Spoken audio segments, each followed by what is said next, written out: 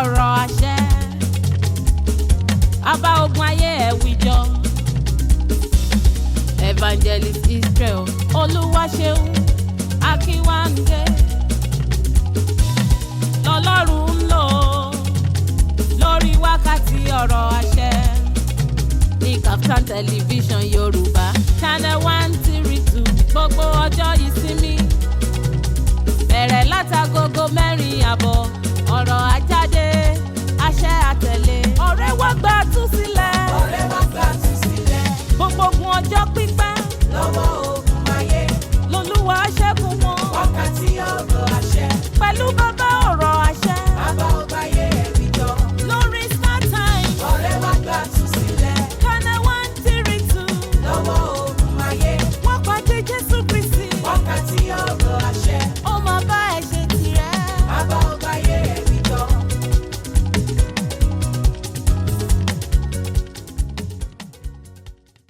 Ìyìn ọlá ògo ni fún ọ, agbára àti pàjẹ́ tirẹ̀, ẹgbẹ̀rún àwọn kò tó yàn àwọlẹ̀ àjùbà rẹ̀.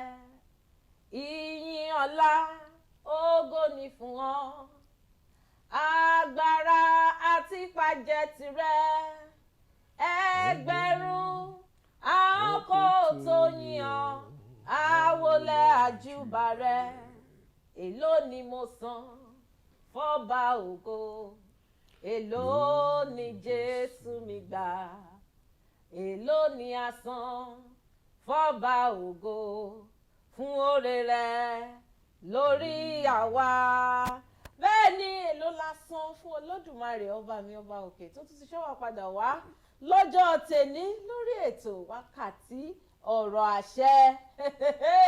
Bẹ́ẹ̀ tí ń gbọ́ wákàtí ọ̀rọ̀ àṣẹ gbogbo ẹ̀yin ìyá wa bàbá wa tẹ́ wà nínú kíṣìnì tẹ́ wà ní ọ̀nà tó jìn réré, ó yá o ẹ máa bọ̀ nítorí pé wákàtí ọ̀rọ̀ àṣẹ náà ló ti bọ́ sórí afẹ́fẹ́ báyìí pẹ̀lú bàbá wa Isreal Oluwaseun Akinwande, ìránṣẹ́ Ọlọ́run alààyè Isreal Oluwaseun ọmọ Akinwande náà ni Ọlọ́run máa ń lò fún ètò wákàtí ọ̀rọ̀ àṣẹ yìí. Bí mo ti máa ń sọ fún wa pé tẹ́ bá bá mi tẹ gbogbo àwọn àtẹ̀jíṣẹ́ ṣọwọ́ pé gbogbo àwọn èèyàn yín tí wọ́n ti ṣí móhùnmáwòrán wọn kí wọ́n máa ṣí i nítorí pé agbára Ọlọ́run ti sọ̀kalẹ̀ báyìí sójú móhùnmáwòrán yín. Ọ̀rọ̀ Ọlọ́run tẹ́ máa gbọ́ lé ní á ṣe ọkàn yín lóore, á ṣe ọkàn yín láǹfààní.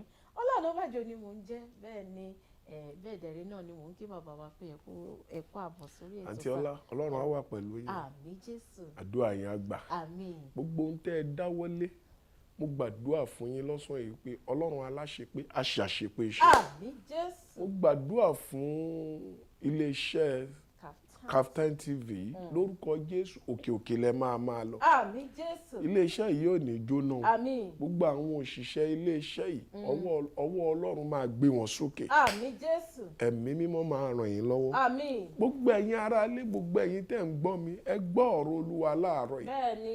Ìjọ ní nǹkan tó dáwọ́lé tí ayé ti dá dúró. Àǹtí ọlá àwọn nǹkan kan wà tó yẹ pé àwọn èèyàn á dẹ̀ ti máa bẹ̀rẹ̀, wọ́n á bẹ̀rẹ̀ dáadáa, á dẹ̀ máa lọ dáadáa, á dẹ̀ dé àárín, á dẹ̀ dúró lójijì. Mo sọ tẹ́lẹ̀ sí ayé ẹ̀yin tẹ́ ẹ ṣàmì. Kí ni nǹkan tí ayé ti dá dúró nínú ayé ẹ láàárọ̀ yìí? Lọ́sàn ìgbọ́ ọ̀rọ̀ Olúwa o, ọwọ́ Ọlọ́run máa gbé e dìde. Àmín Jésù. Torí àkókò kí ni nǹkan tá a fẹ́ sọ̀rọ̀ lé lórí? Yes sir. Mo fẹ́ sọ nípa Ọlọ́run aláṣepé. Ọlọ́run aláṣepé. Ọlọ́run aláṣepé. Ọlọ́run aláṣepé. Nítorí pé òun ni Ọlọ́run ìbẹ̀rẹ̀. Bẹ́ẹ̀ni. Òun dẹ̀ ni òpin. Bẹ́ẹ̀ni. Kó o tó bẹ̀rẹ̀ ó ti rí òpin ẹ̀. Oh yes. Torí ẹ̀ ló fi jẹ́ òun ló ń pè ní Ọlọ́run aláṣepé. Ọlọ́run aláṣepé. Orin kan sọ wípé ó ní Ọlọ́run tó jù bẹ́ẹ̀ lọ. Ọlọ́run tó jù bẹ́ẹ̀ lọ. Orúkọ tó wù kí ayé lè máa pè ọ́. Ọlọ́run tó jù bẹ́ẹ̀ lọ. Mo gbé ọ̀gá. Ọlọ́run tó jù bẹ́ẹ̀ lọ. Ọlọ́run tó jù bẹ́ẹ̀ lọ. Orúkọ tó wù kí ayé lè máa pè ọ́. Ọlọ́run tó jù bẹ́ẹ̀ lọ. Mo gbé ọ̀gá. Kí ni nǹkan tó mú orin yẹn wá láàárọ̀ yìí lọ́sàn-án nǹkan tó mórin yẹn wá lọ́sàn yìí ni pé kò sí ẹni tó sinmi lé Ọlọ́run tójú tì láyé. bẹ́ẹ̀ ni o. àìmọye ọ̀nà àrà iṣẹ́ ìyanu tí Ọlọ́run ti gbé ṣe nínú ayé àwọn ẹni ìṣáájú àti nínú ayé àwọn ènìyàn ti sìn. òun ló mú mi kọrin yẹn wípé Ọlọ́run jù bẹ́ẹ̀ lọ. nígbà tó yọ sí Ábúráhámù tó sọ fún Ábúráhámù pé ó yá ọmọ kan ṣoṣo tó ní yẹn ó yá lọ fi rúbọ. nígbà tó débi ìrúbọ Ọlọ́run pèsè. Ábúráhámù pé olùpèsè, ó pe orúkọ ẹ̀ ní Jehovah Jireh nítorí wípé Ọlọ́run ó sọ lórúkọ mbẹ̀ ó jù bẹ́ẹ̀ lọ. èèyàn kan gbóhùn mi lọ́sàn-án yìí mi ò mọ ohun tí ayé ti dá dúró mi ò mọ ìrètí tó ti pin nítorí pé Ọlọ́run tó jù bẹ́ẹ̀ lọ gbogbo orúkọ tó lè máa pè é ó jù bẹ́ẹ̀ lọ lọ́sàn yìí ó máa gbé ẹ dìde padà. ó ní orúkọ tó wù kí ayé lè máa pè ọ́ Ọlọ́run tó jù bẹ́ẹ̀ lọ ó jù bẹ́ẹ̀ lọ.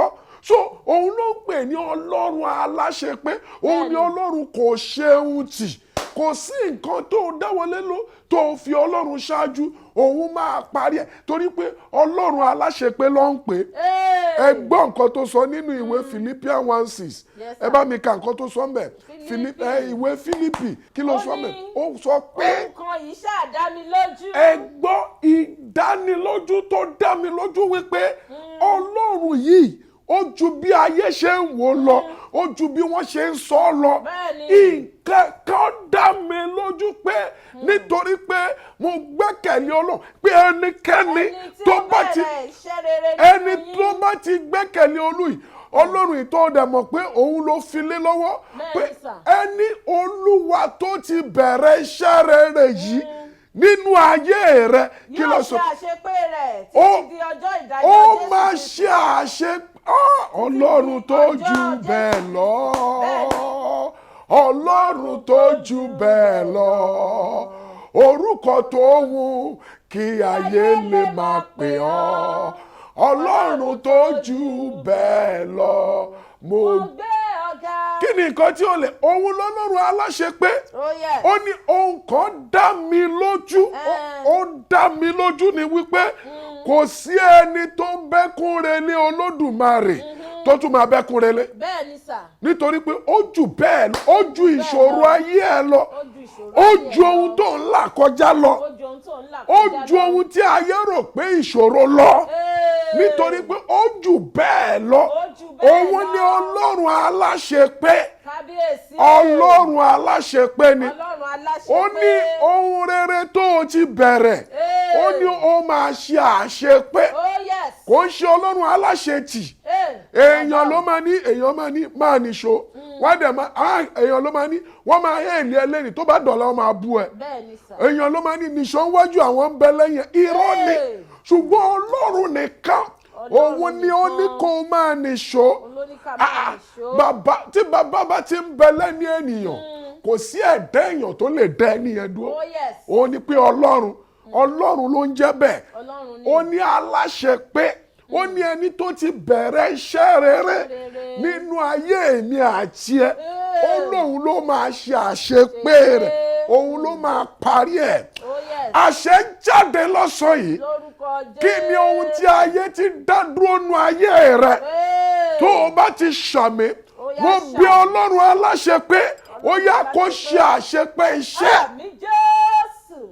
níbẹ̀ lẹ́ máa rí àìmọye àwọn èèyàn tó ṣe foundation nígbà tó dẹ̀ ra ilẹ̀ owó yẹn dẹ̀ sáré wọ́n dẹ̀ bẹ̀rẹ̀ sí ṣe gbúrúrú ó gbé ó ṣe foundation ó ṣe dé BBC ó ṣe ó kú kó wá rúùfù ẹ̀ ayé dẹ̀ dá dúró ó dẹ̀ wà ń bẹ̀ ìmí ó dẹ̀ wà ń bẹ̀ fún ọdún méje ọdún mẹ́jọ kò dẹ̀ rí nǹkan kan ṣe sí mọ́ mẹ́ríkà bá sàkádà ẹ̀gẹ̀gẹ̀ rúta báyà mo sọ bí wòlíì Ọlọ́run lọ́sàn yìí kí ni ayé ti dá dúró nínú ayé rẹ tó o bá ti ṣàmì mo pe Ọlọ́run aláṣepé ó yá kó ṣe àṣepé iṣẹ́. níbẹ̀ ẹ máa rí ẹlòmíì graduate àwa máa sọ story ó ti gba masters ó ti gba BSc ó ti ní gbogbo ẹ̀ at the end of the day kò ríṣẹ́ ó wá di pé ọ̀kadà ló wá ń ṣe káàkiri. Ẹ gbọ́ ohùn Olúwa lọ́sàn yìí o. Ohun rere tí bàbá ti bẹ̀rẹ̀ nínú ayé rẹ tó o bá ti ṣàmì Ọlọ́run aláṣepé ó máa ṣàṣepé iṣẹ́. Àmín Jésù. Sátánì ni nígbà tí ènìyàn sùn, Sátánì wá ó gbin èpò sí àníkámà ní ayé ènìyàn, ó wá bá tiẹ̀ lọ, ó da ìrìn àjò ẹ̀dá ènìyàn ó dàrú. Ẹni tí ò bá ti fi Ọlọ́run aláṣepé ṣe ìgbẹ́kẹ̀lé rẹ̀, nǹkan tó ń ṣẹlẹ̀ nìyẹn o. Sátánì ò ní jẹ́ kó parí ẹ̀. Mo bẹ̀ Jésù lọ́sàn yìí, gbogbo ẹ̀yin tẹ́ ń wò mí yìí, ẹ máa parí ẹ̀ ní rere. Àmín Jésù. Nítorí pé òun ni ẹni tó bẹ̀rẹ̀ tí yóò sì parí ẹ̀. Òun ni Ọlọ́run aláṣepé. Ọlọ́run aláṣepé ni. Àṣírí kan wà nínú Ọlọ́run aláṣepé yìí. Ó ní nínú ìwé ẹ máa torí àkókò nínú ìwé Fílípíà yẹn 4:13 tó ẹni tí ó bá ti gbẹ́kẹ̀lé Ọlọ́run ó ní confidence kan láti sọ nǹkan kan. Ó wá ní èmi lè ṣe ohun gbogbo nínú Kristi ẹni tó fi agbára fún mi. Òun ló ń pè ní Ọlọ́run aláṣepé.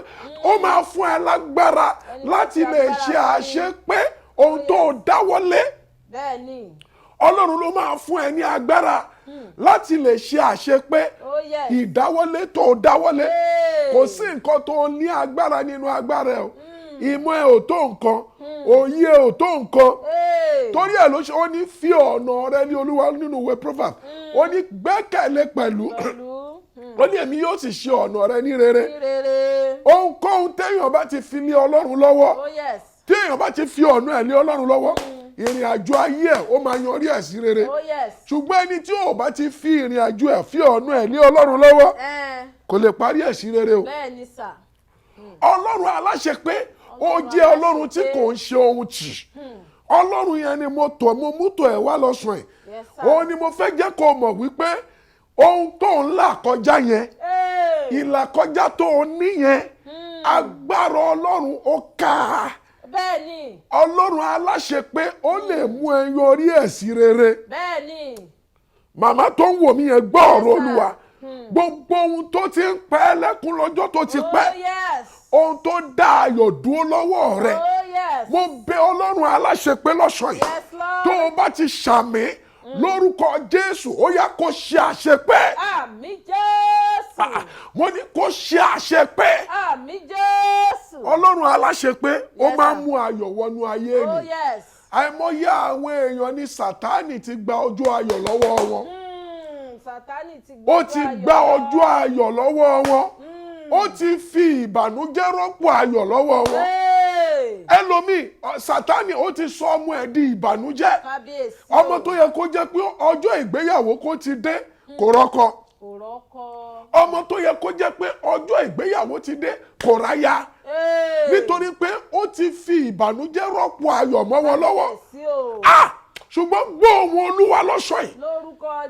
Ọlọ́run aláṣepé ló ń sọ̀rọ̀, òun ló ní kí n sọ fún ẹ wípé gbogbo ohun tó dàbí ìbànújẹ́ nínú ayé rẹ, gbogbo nǹkan tó ń rí tí ò múnú rẹ dùn, àbàsákàtàríàbà, àkókò àṣepé ti dé o. Ọlọ́run aláṣepé fẹ́ yí ìgbà rẹ padà. Ó fẹ́ sọ ẹkún rẹ di ẹ̀rín. Ó fẹ́ sọ ìlàkọjá rẹ di ògo. Tó o bá ti ṣàmì lọ́sàn yìí, Ọlọ́run aláṣepé ó máa bẹ ayé rẹ wò. Àmín Jésù. Mo ní ó máa bẹ ẹbí rẹ wò. Àmín. Ó máa bẹ iṣẹ́ rẹ wò. Àmín Jésù. Ó máa bẹ ìdáwọ́lé rẹ wò. Àmín Jésù. Ọlọ́run aláṣepé. Òun ló fi sọ ní ọmọkùnrin ẹni tí ó gbẹ́kẹ̀lé ló fi ní èmi lè ṣe ohun gbogbo nínú Kristi ẹni tó fi agbára fún mi. Nítorí pé Ọlọ́run ni ó fi agbára fún mi. Ó ní máa yẹn ṣe ní bàbá ní kí n máa fayọ̀ jayé orí mi. Bàbá ní kí n máa fayọ̀ jayé orí mi. Nítorí pé òun ló rán mi níṣẹ́ o kì í ṣe ènìyàn. Ẹni tó rán mi níṣẹ́ o wà lẹ́yìn mi. Bàbá ní kí ẹ gbọ́ ọ̀rọ̀ Olúwa lọ́sàn yìí. Nítorí pé Ọlọ́run aláṣepé òun ló ń sọ̀rọ̀, òun ló ní kí n sọ fún ẹ wípé ohun gbogbo tó dàbí wípé ó ti dàrú lọ́jọ́ tó ti pẹ́ ohun gbogbo tó dàbí wípé kò fún ẹ lésì ayọ̀ lọ́jọ́ tó ti pẹ́ tó o bá ti ṣàmì kí ilẹ̀ ọ̀la tó mọ́ lórúkọ Jésù ó máa di ayọ̀ mọ́ ẹ lọ́wọ́. Àmín Jésù. Àwọn kan dẹ̀ ń wò mí lọ́sàn-án yìí o kí ilẹ̀ òní tó ṣú o máa gbọ́ testimony o o máa ní testimony o bàbá kan wò mí báyìí lọ́sàn-án kí ilẹ̀ òní tó ṣú o máa gbọ́ ìròyìn ayọ̀. Àmín Jésù. Mo ní o máa gbọ́ ìròyìn ayọ̀. Àmín Jésù. Èèyàn kan wà ire yẹn wọ́n ti sí ìsìn ẹ̀ lọ́wọ́ ẹ̀ fún ọdún méje sẹ́yìn ọdún keje rèé àǹtí ọlá ṣùgbọ́n Ọlọ́run ní sọ fún ẹ pé before 7 hours to this time ó máa di ayọ̀ fún ẹ. Àmín Jésù. Ó máa di testimony fún ẹ. Àmín Jésù. Ọlọ́run aláṣepé Ọlọ́run yìí ó jẹ́ ẹni tó lágbára gan lọ́pọ̀lọpọ̀ nínú ìwé Éfésù chapter 2 ìwé Éfésù chapter 2 tá bá ka ẹsẹ̀ kẹjọ ẹ bá mi ka ẹsẹ̀ kẹjọ yẹn. Ó ní ó sọ pé nípa oore ọ̀fẹ́. Ẹ gbọ́ nípa oore ọ̀fẹ́. Ni a fi gbà yín là. Oore ọ̀fẹ́ yẹn ni pé àtẹlẹ́ṣẹ̀ ìwọ tó má àtẹlẹ́ṣẹ̀ àtẹni tó gbàgbọ́ àtẹni tí ó gbàgbọ́ tó bá ṣá ti wá kó wá sọ́dọ̀ Jésù kó ní Jésù ní Olúwa ó ní àṣekíní àgbà yín là mo ń gbọ́ yín mà. Nípa ìgbàgbọ́. Ní ìkọ́ tó nílò láti ṣe o nílò owó láti mú wá o nílò láti wọ̀nyàn o nílò connection ṣùgbọ́n nípa ìgbàgbọ́. Nípa ìgbàgbọ́ àti ẹ̀yin kì í ṣe ti ẹ̀yin tìkára yín. Ẹ gbọ́ òun ni wípé kò sí agbára kan nínú ara rẹ kò sí òye kan nínú ara rẹ kò sí ìmọ̀ kan nínú ara rẹ kí ìwọ kó má bàa ṣògo nínú ara rẹ pé nítorí pé mo ní masters nítorí pé mo ní BSc nítorí pé mo ní PhD nítorí pé professor ni mí ó jẹ́ professor ní wípé kó lu àlùyọ́nú ayé. Bẹ́ẹ̀ni sà. ó jẹ́ professor èèyàn jẹ́ professor ìyẹn ò mí pé ó rógolo àìmọye professor tí ò rógolo. Bẹ́ẹ̀ni o.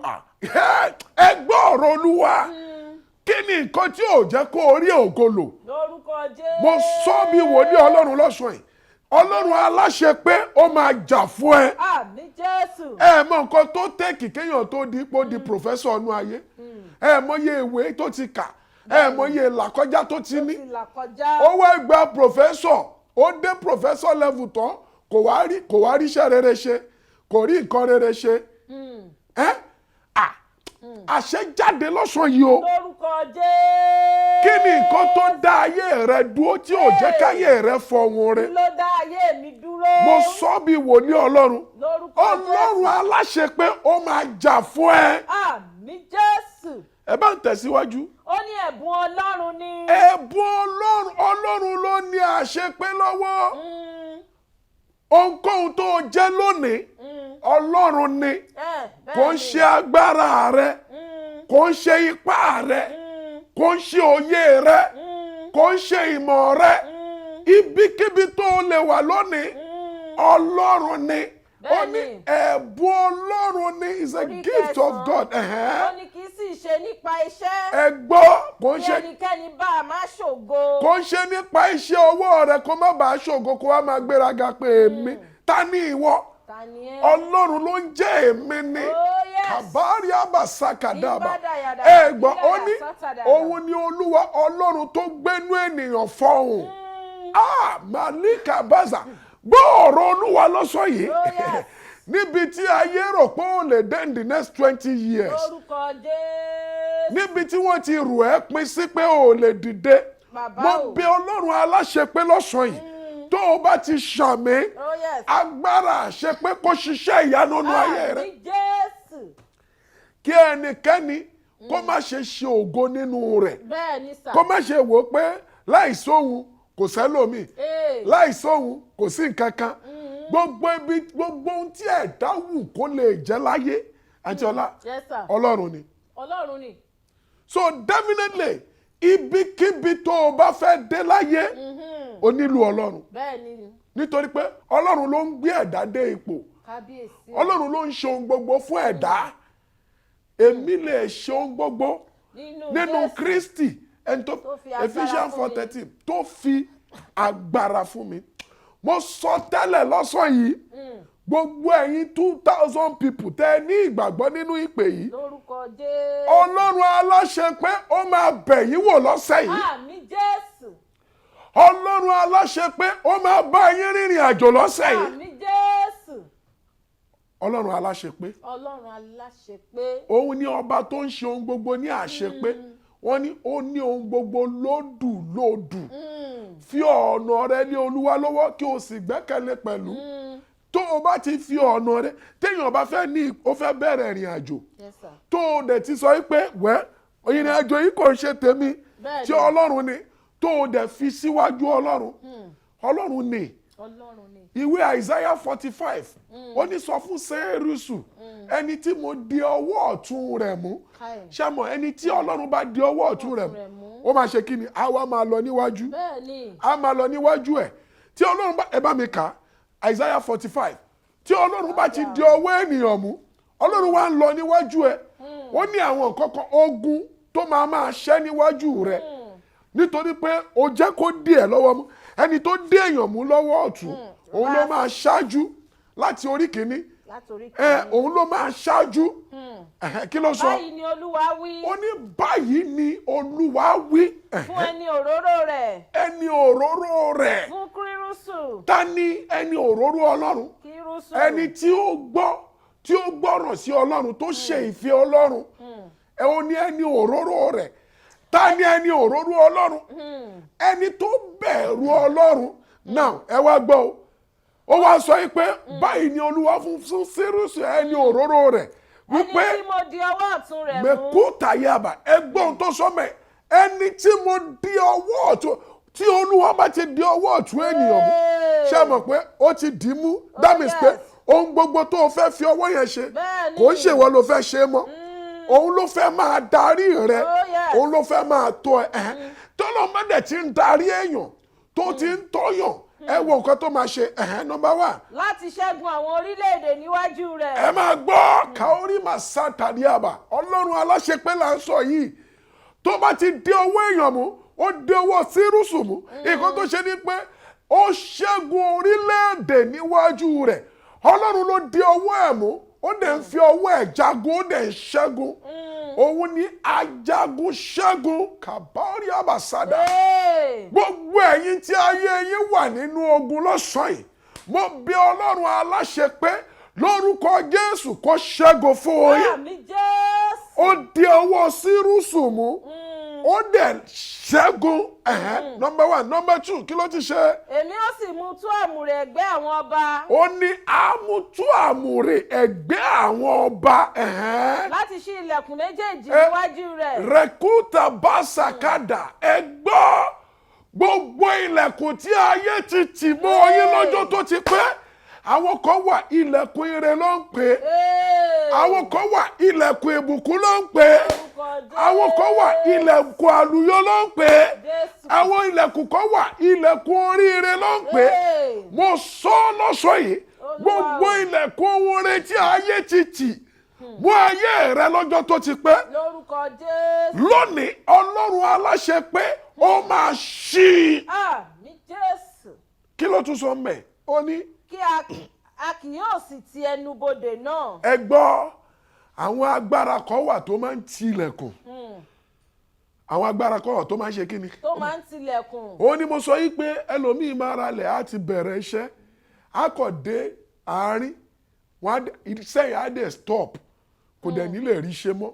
Olúwa ó ní pé àwọn agbára kan máa ń tilẹ̀kùn ire tó ti ń bọ̀ àwọn àṣeyọrí tó ti ń ṣe àwọn agbára yẹn wọ́n ń pè ní agbára òkùnkùn àwọn agbára yẹn wọ́n ń pè ní agbára fásíà. Kábíyèsí o. Ta ni fásíà áńgẹ́lì kan ló ń jẹ́ bẹ́ẹ̀. Kábíyèsí. Olórí fásíà Bíbélì sọ wípé ọjọ́ kìíní tí Dáníẹ́lì gbàdúrà lọ́lọ́run ti gbóhùn ẹ̀ ṣùgbọ́n olórí fásíà ó ṣe ìdíwọ́ àdúrà kò jẹ́ ó gbà. Kábíyèsí. Áńgẹ́lì kan ló ń jẹ́ bẹ́ẹ̀ àwọn agbára yẹn wọ́n máa ń tilẹ̀kùn wọ́n máa ń ṣe ìdíwọ́ wọ́n máa ń ṣe ìdìnà béèyàn bá ti ń dáwọ́lé tó bá ti ń rìnrìn àjò kan tó ti ń yọrí sí o lẹ́ẹ̀kan náà wọ́n á dẹ̀ stop ẹ̀ wọn ò dẹ̀ ní jẹ́ kó rí ṣe mọ́ mo bí Ọlọ́run aláṣepé lọ́sàn-án yìí ká orí bàṣẹ talẹ́ni tó ti dá ohun rere dúró lọ́wọ́ rẹ̀ àbí kí ni ohun rere tá a ti dá dúró lọ́wọ́ rẹ̀ lójijì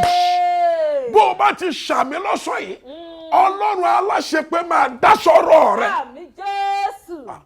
mo ní Ọlọ́run aláṣepé ó máa dá sí ọ̀rọ̀ ẹ̀ òun ni wípé ó sọ fún Sírùsù pé àwọn ilẹ̀kùn ibodè tá a ti tì ó ní òun yóò sì ṣí that means pé àwọn ohun rere tó ti ń ṣe tá a ti dá dúró ó ní òun Ọlọ́run aláṣepé yóò sì ṣe àṣepé mo sọ lọ́sọ̀ yìí ní orúkọ Ọlọ́run àwọn ọmọ ogun kí lóhun rere tó ti dá dúró lọ́wọ́ ẹ ẹlòmíà máa sọ story àníà ní 80s ẹlòmíà ní 90s mọ́tò mẹ́ta lòun ló ń gbà yẹn ó dẹ̀ ń fẹsẹ̀ rìn sí ó ti wá dìtàn mọ́ lọ́wọ́ kí ni ayé ti sọ dìtàn ní rere lọ́wọ́ ẹ mo bẹ̀ Ọlọ́run aláṣepé lọ́sàn ẹ̀ lórúkọ Jésù lọ́sàn ẹ̀ kó bẹ̀ ìṣẹ̀dá rẹ wò ó sọ fún Sírùsù ní èmi yóò sì ṣí àwọn ilẹ̀kùn yẹn mo sọ ní orúkọ Ọlọ́run àwọn ọmọ ogun o gbogbo ilẹ̀kùn rere tí ayé ti tì ó di àṣẹ lọ́sàn yìí lórúkọ Jésù ó yá kó ṣí àmín Jésù lórúkọ Jésù ó yá kó ṣí àmín Jésù lórúkọ Jésù ó yá kó ṣí àmín Jésù ẹ gbọ́ o ìbẹ̀rẹ̀ òpin ó máa ń dájú ìbẹ̀rẹ̀ lọ oh yes òpin ó máa ń ṣe kí ni ó máa dájú ìbẹ̀rẹ̀ lọ ó máa ń dájú ìbẹ̀rẹ̀ lọ mo sọ fún ẹ lọ́sàn yìí gangan látòní lọ ohun rere tí ọwọ́ rẹ ò tí ì kárí lórúkọ Jésù ibi rere tó ò tí ì dérí lórúkọ Jésù testimony tí ayé rẹ ò tí ì experience rí lórúkọ Jésù bó o bá ti ṣàmì lọ́sọ̀ yìí nínú ọ̀sẹ̀ tá a wà yìí gangan Ọlọ́run máa fi dá ẹ lọ́lá. Àmín Jésù. Ọlọ́run aláṣepé. Bẹ́ẹ̀ni aláṣepé ni. Ó máa ṣe àṣepé nínú ayé rẹ. Oh yes. Bẹ́ẹ̀ ló ṣe máa rí. Oh yes. Ó ti di àṣẹ lọ́sàn yìí. Ó ti di àṣẹ. Ó ti di àṣẹ lọ́sàn yìí. Ó ti di àṣẹ. Àti ọlọ́yẹ máa ń sọ fáwọn èèyàn pé tó bá ti di next week. Nítorí àsìkò wa. Tó bá ti di next week. Kó múra dáadáa. Ẹ múra dáadáa. Pé a máa gba àwọn àdúrà kan. Nítorí bàbá wa máa fi Àìsáyà 45 yìí wọ́n máa tẹ̀síwájú nínú ẹ̀ láti fi máa gbàdúrà fún wa nítorí pé ọ̀rọ̀ Ọlọ́run yẹn ó kún bí èmi gan ti ń kà níṣe ló ń bù mọ́ mi láṣọ báyìí gbogbo yín pátápátá tá a jọ ṣètò tèní gbogbo yín ni wọ́n máa tún kí kú oríire o nítorí pé gbogbo tó dàbí kò ṣeé ṣe nínú ayé yín ni Ọlọ́run ti bẹ̀rẹ̀ sí ní tẹrí wọn ba báyìí ó lè máa tẹrí wọn ba pátápátá náà ni láṣẹ Ọlọ́run ọba ẹ má gbàgbé kẹ́ ẹ máa fi àwọn àtẹ̀jíṣẹ́ yín ṣọwọ́ ní gbogbo ọjọ́ ìsinmi ní aago 4:00 wípé bàbá wa Isreal Akinwande wọ́n máa wà lórí ètò wákàtí ọ̀rọ̀ àṣẹ wọ́n sì máa bá ogun ayé rẹ̀ wọ́n máa bá wí gbogbo ọjọ́ pípẹ́ náà ló sì máa fẹsẹ̀ fẹ́ láṣẹ Ọlọ́run Èdùmàrè orúkọ tí mo ti ìpadà Ọláọ̀nà Ọbájọ ni mò ń jẹ́ bàbá wa kó tó di pé ẹ máa dágbére tán pátápátá gbólóhùn ọ̀rọ̀ àṣẹ ẹyọkan tó kù ẹ jẹ́ àjò sáwọn ará ìdí. àṣẹ yẹn jáde lọ́sàn-án ẹ̀ wípé níbi tá a ti dá ẹ dúró sí lọ́jọ́ tó ti pẹ́ tó dá ẹ dúró tó ní full stop fún ẹ mo bẹ̀ Ọlọ́run aláṣepé lọ́sẹ̀ yìí ó yá kó mú ẹ kúrò níbẹ̀. Jésù. Bẹ́ẹ̀ ló ṣe máa rí. Bẹ́ẹ̀ ni. Kò yí padà. Jésù Olúwa wa. Àmín àmín àmín lórúkọ Jésù. Gbogbo yín tẹ̀ ń dúró fún ẹ̀rọ ìbánisọ̀rọ̀ bàbá wa. Ó ti ń lọ lójú móhùnmáwòrán láti gbà tá a ti bẹ̀rẹ̀ ètò yìí. Ó sì tún ń lọ lọ́wọ́lọ́wọ́ báyìí náà. Ẹ tẹ̀ kẹ́ bá fẹ́ bá wọn pàdé lórí ẹ̀rọ ayélujára lórí TikTok ni o lórí Facebook ni. Ọ̀rọ̀ àṣẹ tẹ́ bá ti tẹ̀ wákàtí ọ̀rọ̀ àṣẹ ẹ rí wọn bẹ́ẹ̀. Ká tún fi àtayọ̀ pàdé lọ́sẹ̀ tó ń bọ̀ bàbá wa ẹja jọ máa jíwọ́ sáwọn ará ìlú.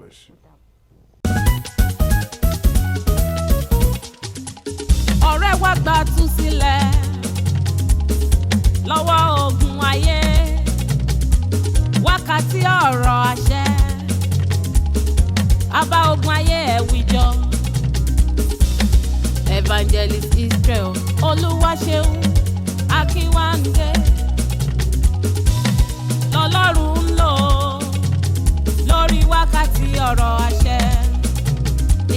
tẹlifíṣàn Yorùbá Channel 132 gbogbo ọjọ́ ìsinmi bẹ̀rẹ̀ látagogo 4:00 àbọ̀